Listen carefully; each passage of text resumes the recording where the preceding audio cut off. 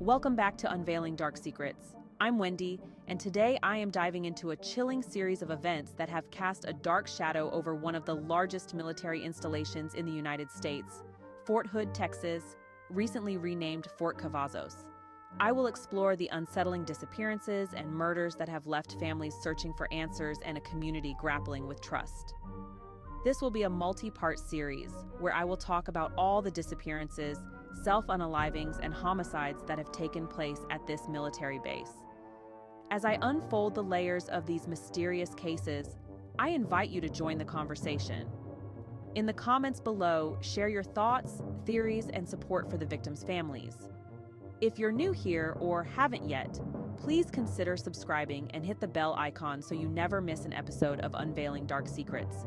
Don't forget to like this video if you find my investigation insightful. Fort Hood, an iconic name resonant with the history of the United States Army, was established during the throes of World War II. Officially opened on September 18, 1942, the base was initially designated as Camp Hood, named in honor of General John Bell Hood, a Confederate general known for his command during the American Civil War. The primary purpose of this new establishment was to test and train tank destroyers, a response to the German blitzkrieg tactics that had proven devastatingly effective in Europe.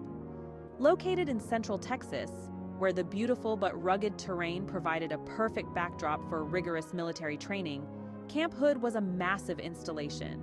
It sprawled across approximately 158,706 acres, straddling the border between Bell and Coryell counties. The site was chosen for its similarity to European landscapes, providing realistic training scenarios for soldiers. In the post-war years, the camp was demobilized but was soon reactivated during the Korean War, reflecting the ongoing need for a robust armored force. It was during this period, in 1950, that Camp Hood was redesignated as Fort Hood, transitioning from a temporary to a permanent military installation. This change marked the beginning of an era of expansion and enhancement as Fort Hood became a pivotal training site for armored units.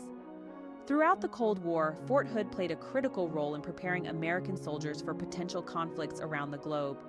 Its vast ranges and state-of-the-art facilities enabled realistic training scenarios for not only Army units but also joint and coalition forces.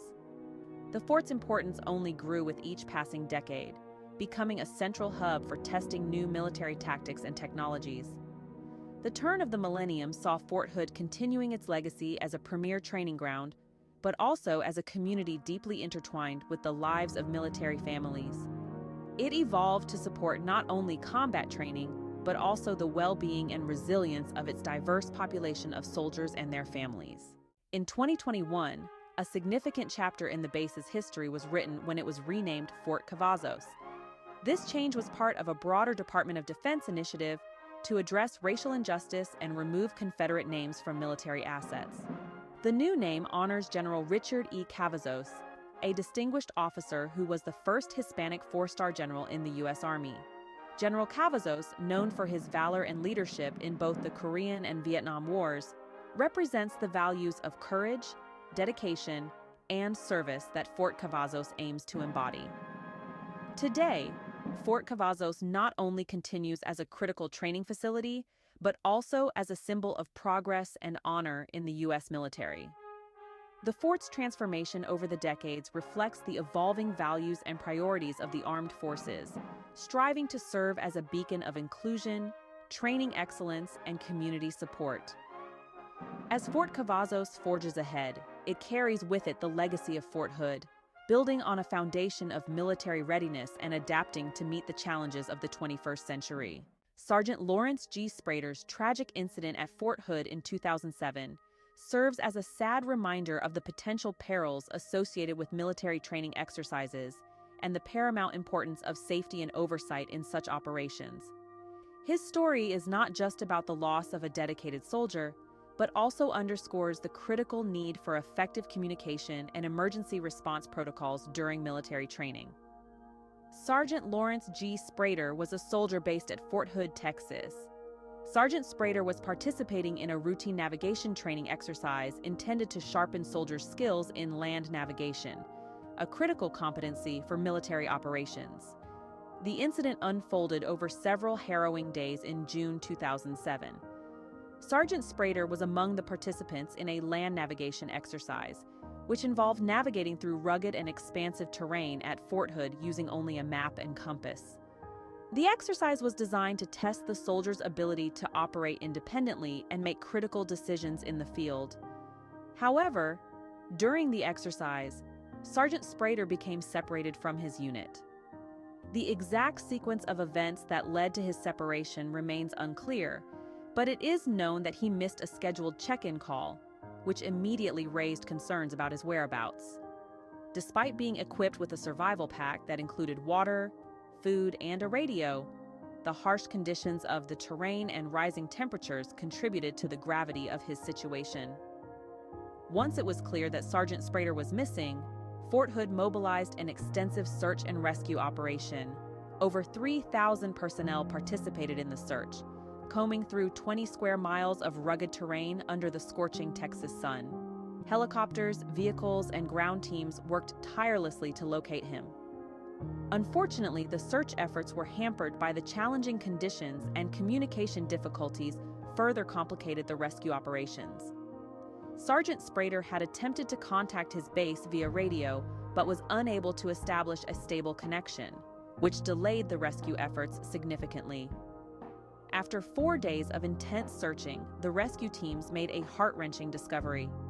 Sergeant Sprader's body was found in a remote area of the training range.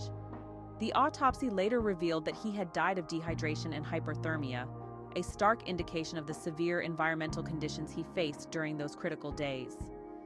The loss of Sergeant Lawrence G. Sprader was a profound tragedy that shook the Fort Hood community and the broader military community.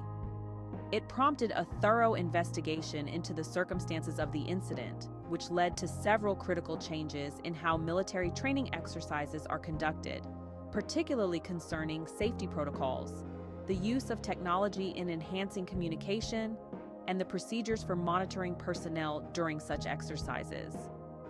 Sergeant Sprader's death also catalyzed discussions on improving survival training for soldiers, ensuring that they are better prepared to handle similar situations in the future. His legacy, marked by a dedication to service and a tragic end, remains a poignant reminder of the risks faced by those who serve and the ongoing need to enhance safety and support for them in their training environments. This story of Sergeant Lawrence G. Sprader is just a small little puzzle piece of the chaos that has gone on at Fort Cavazos. I have so much respect for our military men and women who go through so much to protect all of us in the United States. Thanks for watching. Don't forget to like, subscribe, and hit that notification bell so you won't miss any of my upcoming content. In my next video, I will be delving into the tragic events of the 2009 Fort Hood mass shooting, exploring the details and the impact it had. Stay tuned, stay safe, and most of all, be blessed.